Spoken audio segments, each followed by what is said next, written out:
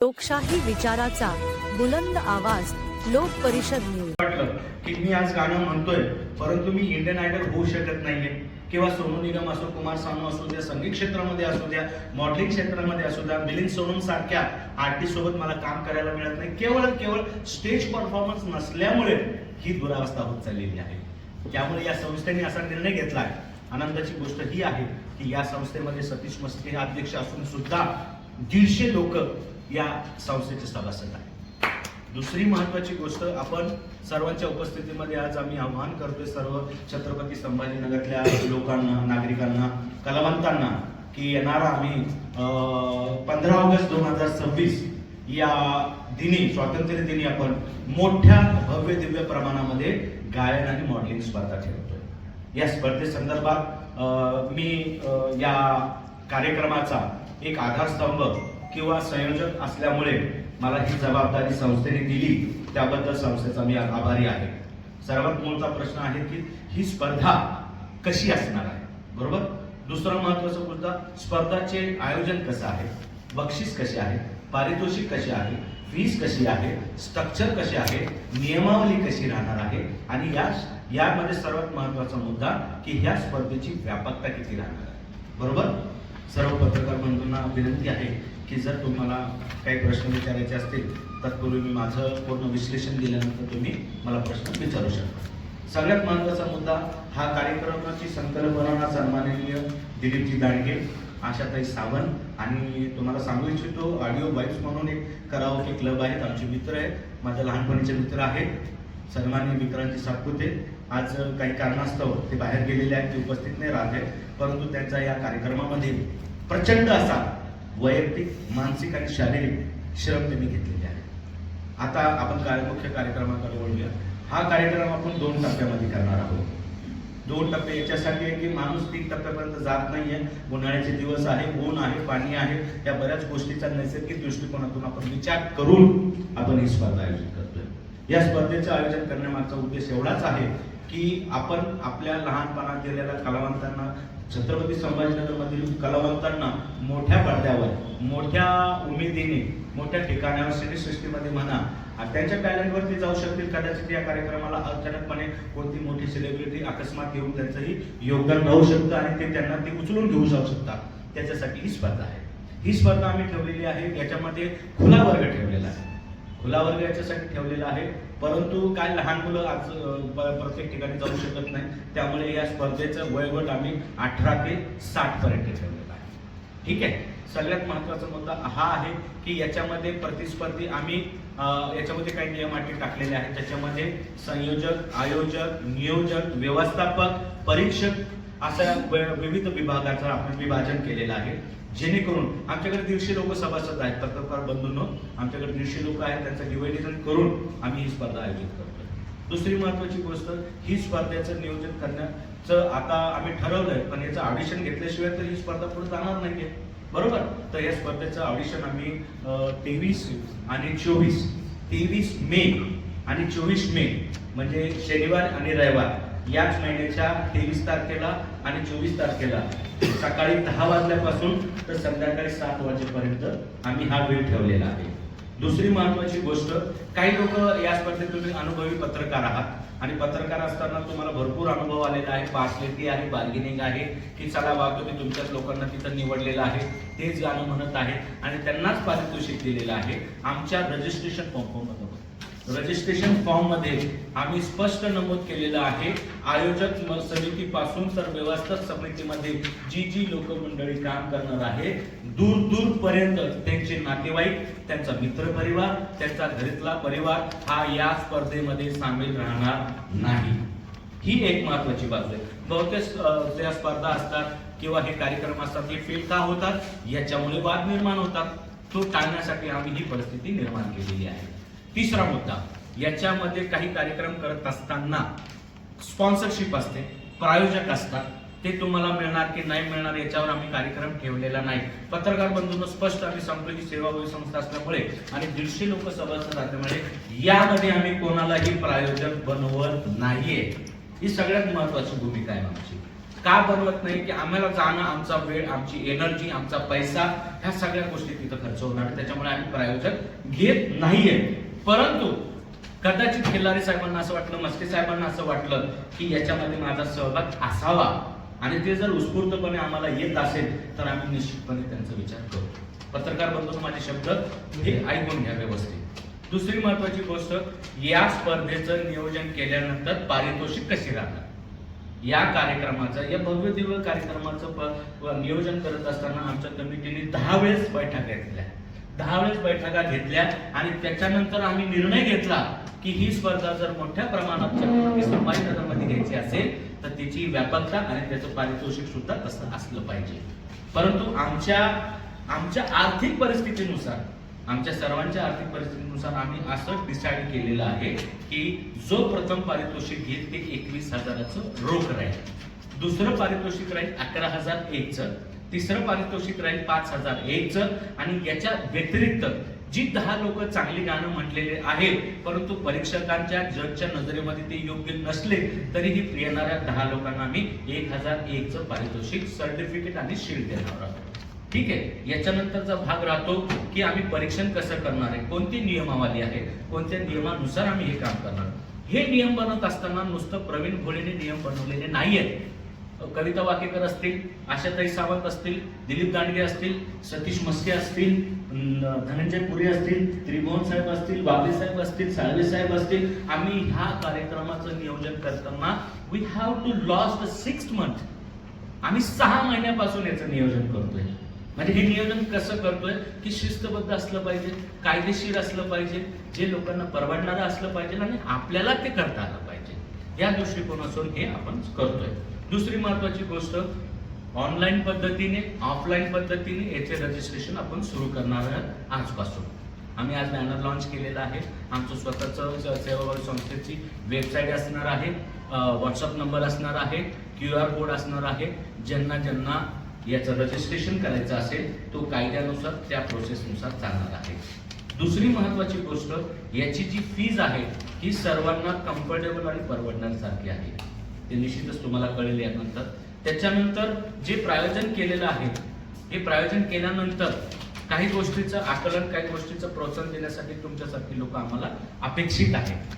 त्याच्यासाठी आम्ही काय केलेलं आहे की मीडियाचा वापर न करता आमचे जे पत्रकार मित्र आहेत, जे तुम्ही बसलेले ते आमचे मीडिया आहेत सध्यापुरतं. तुमच्याकडनं मिळणारा प्रतिसाद, तुमच्याकडनं मिळणारा मार्गदर्शन हे आमच्या सेवाभावी संस्थेसाठी आणि या स्पर्धेसाठी अमूल्य असं राहणार आहे. या कार्यक्रमाचं परीक्षण जे करणार आहेत ते आहेत धनंजय पुरी. त्यांच्याकडे आम्ही काय केलेलं आहे, आता याच्यामध्ये आम्ही 2 प्रकार ठेवले, गायन आणि मॉडेलिंग. आता गायनाच्या संदर्भातलं सगळ्यांना माहिती आहे पण मॉडेलिंगचं माहीत नाहीये. तर काय आहे, या प्रकाराचं नियोजन कशा पद्धतीने होईल त्याचं थोडक्यात विश्लेषण करण्यासाठी मी पुरी सरांना विनंती करतो.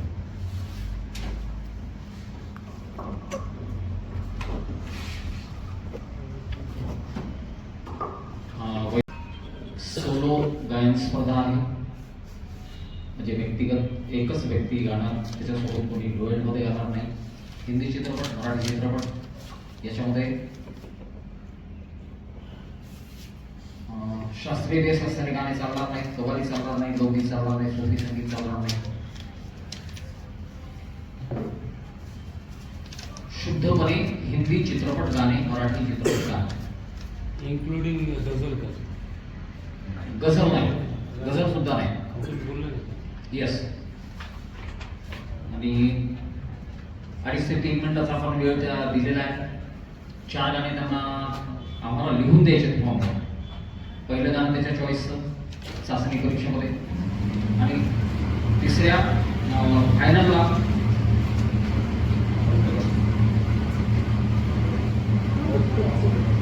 आणि फायनल चाचणी फायनल राऊंडमध्ये 3 पैकी जज सांगतील.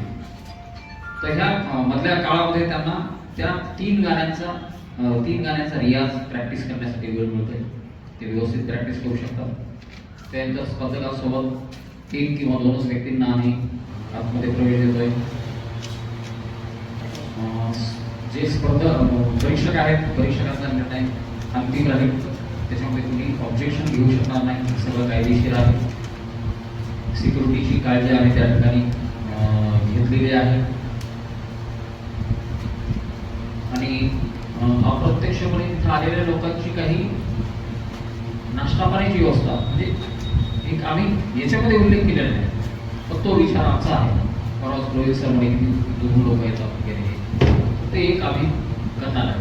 ही पर्सनल त्यांची जबाबदारी, त्यांचा येण्या जाण्याचा खर्च नाही, त्यांची राहण्याची व्यवस्था नाही. इथं जर त्यांना स्पर्धेला यायचं असेल, शनिवार रविवार 2 दिवस आहे, त्यांनी स्वतःची व्यवस्था स्वतः करायची.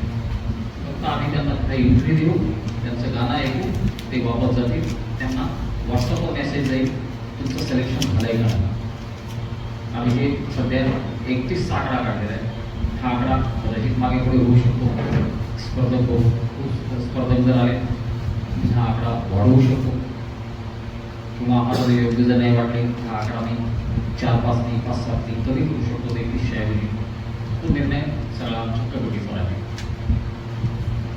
आणि 15 ऑगस्टला भव्य कार्यक्रम आहे. बक्षीस वितरण 15 ऑगस्टला लगेच आहे, सायंकाळी.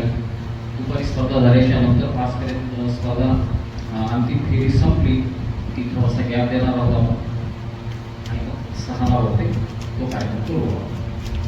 हो बरोबर. मॉडेलिंग संदर्भात हां मॉडेलिंग या स्पर्धेमध्ये आपण 2 प्रकार घेत आहोत. एक मॉडेलिंग प्रकार आहे आणि एक गायन स्पर्धा आहे. शक्यतो छत्रपती संभाजीनगरमध्ये गायन या पद्धतीवर लोक आज जास्त अप्रिशिएट आहेत, काम करतात, पण मॉडेलिंगमध्ये आता नाही आहे. परंतु आपल्याला जर छत्रपती संभाजीनगरमध्ये जर भविष्यामध्ये पुढे जायचं असेल तर मॉडेलिंग हा कन्सेप्ट घ्यावाच लागेल. आणि निश्चितच काही लोकांनी आम्हाला सुद्धा दिलं होतं की सर नाच गाणं दोन्ही करा. नाच गाण्यामध्ये आम्हाला जर जिथं गाणं असतं तिथं नाचणं येतं मान्य आहे, परंतु तो वेळेचा अभाव आणि वेळेची पात्रता, वेळेची जजमेंट जे आहे हे देण्यासाठी अवघड झालं असतं. त्याच्यामुळे आम्ही काय केलंय, गायन आणि मॉडेलिंग या 2 प्रकारामध्ये आपण काम करतो. आता मॉडेलिंगमध्ये काय राहणार आहे की मॉडेलिंग हा प्रकार कदाचित प्रत्येक माणसाला माहितीच आहे किंवा त्याचं ज्ञान आहे असं मला नाही वाटत. कारण मॉडेलिंग हा प्रकार हा फार कमी प्रकारात येतो, कमी प्रकार लोकांना माहीत असतो. मॉडेलिंग प्रकारामध्ये 3 गोष्टी असतात सर्वसा. एक तर ड्रेस कोड बघितला जातो, रॅम्प वॉक बघितला जातो, त्याला कॅटवॉक म्हणतात, आणि तिसरं असतं जेके म्हणजे जनरल नॉलेज. या 3 राऊंडमध्ये ते प्रकार घेतला जातो. कारण काय होतं, आपण दिवाळी दसरा वगैरे बघितलं तर सुंदर स्त्रिया चांगल्या साड्या घालून येतात, होळी असो कोणी असो त्या पद्धतीचं. तर मॉडेलिंग करत असताना कोणत्याही जाचक अटी नाही आहेत किंवा जाचक नियम नाही आहेत. आणि या स्पर्धेमध्ये मला असं वाटतं ज्या स्पर्धकांनी स्पर्धेमध्ये भाग घेतील त्याचं तर कौतुक आम्ही उच्च लेवलवर करूया. बरोबर, याला कोणतंही बंधन नाही आहे. 3 राऊंड होते, 3 मध्ये 2च राऊंड घेतले जातील. एक कॉमन राऊंड घेतला जाईल. एक कॉमन राऊंड याच्यासाठी घेतला जाईल, एक ट्रॅडिशनल कोड असतो, रॅम्प वॉक असतो आणि जनरल नॉलेज. हे का आम्हाला स्पर्धा ही टफ ठेवायची आहे आणि त्याचं जनरल नॉलेजवर बघितलं गेलं पाहिजे ना. विश्वसुंदरी म्हणा किंवा जगत सुंदरी म्हणा किंवा मिस इंडिया म्हणा, या लेवलवर तिला जर जायचं असेल तर तिची विद्वत्ताही महत्त्वाची ठरली जाते. बरोबर आहे, मॉडेलिंगमध्ये एवढं काही नाही आहे. दोन्हीही प्रकाराच्या फीज ज्या आहेत, ज्या फीज आहेत इक्वल आहे आणि त्यांचे प्राईस पण तेच राहणार आहे, पारितोषिक पण राहणार आहे. आता याच्या पुढची गोष्ट सांगायची म्हणजे या स्पर्धेला 150 लोक आले, 200 रुपयाचा प्रोत्साहन स्पर्धक आम्हाला मिळतील. तरीही आम्ही कोणत्याही स्पर्धकाला नाराज करणार नाही.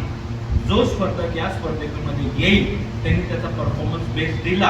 आणि 10 मध्ये एकच येणार आहे हे सगळ्यांना माहीत असतं, सगळे बेस्ट देत राहतात. परंतु सेवाभावी संस्था असल्यामुळे आमच्या संस्थेकडनं प्रत्येक व्यक्तीला, स्पर्धकाला आम्ही प्रमाणपत्र, एक शीट हे त्याचं प्रमाणित केलेलं आहे. बरोबर, याच्या व्यतिरिक्त तुम्हाला काय विचारायचं आहे? स्पर्धकासाठी काही फीज वगैरे घेण्यात येईल? कोणतीही स्पर्धा जर असली सर तर त्याच्यासाठी मूल्य मोजावंच लागणार आहे. जर आम्ही पण 150 लोक एकत्र येऊन हा कार्यक्रम आमच्या देशातून जर करत असेल तर त्याची झळ स्वतः स्पर्धकाला पण असली पाहिजे ना सर. त्यासाठी आम्ही एक छोटीशी एक फीस ठेवलेली आहे, ती लवकरच कळू तुम्हाला.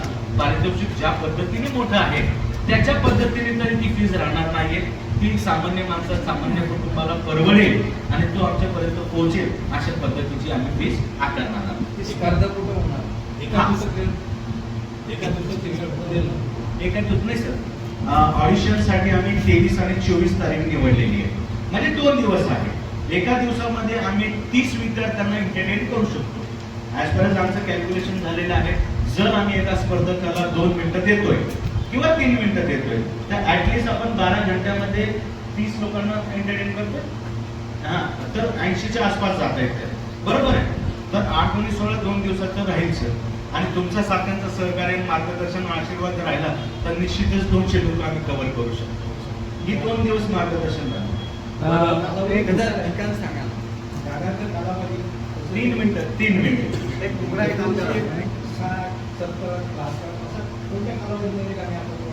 नाही स्पर्धा आहे सर. ही स्पर्धा आहे. तुम्ही जर आता माझा जन्म झाला 1952 ला तर मी मुकेशचीच गाणं म्हणाल ना सर. मी सोनू निगमचं नाही म्हणू शकणार. निश्चितच ही चॉईस तुमची आहे. ही स्पर्धकांची चॉईस आहे. मी जर त्याला म्हटलं मोहम्मद रफीचं गाणं म्हण, त्याचा जन्म झाला 2025 ला, मध्ये हे कोण आहे? हा कोण भाग आहे ना. ही तुमची चॉईस आहे. पण 3 गाण्यामध्ये आमची चॉईस राहणार आहे. हे 3 मला 21,000 देताना ते कौतुक पाहिजे ना की गोदाडे सरांनी बाबा माझे गाणं म्हटले म्हणून. राईट. हा सर. मोरे साहेब, स्पर्धा कुठं होणार आहे आणि स्पर्धेसाठी पारितोषिक वितरणला कोणी सेलिब्रिटी येणार आहे? सर आता या प्रश्नाचं आहे सगळ्यात महत्त्वाचा मुद्दा. आज या हॉलमध्ये आपण आला आहात. ह्या हॉलमध्ये आपण ऑडिशन्स घेणार आहोत. ही ऑडिशन्स आपली 23 मे आणि 24 मे 2026 सकाळी 10 ते रात्री 7 वाजेपर्यंत ही ऑडिशन्स चालणार आहे. 25 तारखेला आम्ही तुम्हाला सांगणार आहोत की भव्य दिव्य असा अंतिम सोहळा हा कुठं होणार आहे. आणि जर मी आज सेलिब्रिटीचं नाव सांगितलं तर ती उत्सुकता तुम्हाला मला शिरीष पोहोचणार नाही. त्यामुळे प्रश्नचिन्ह.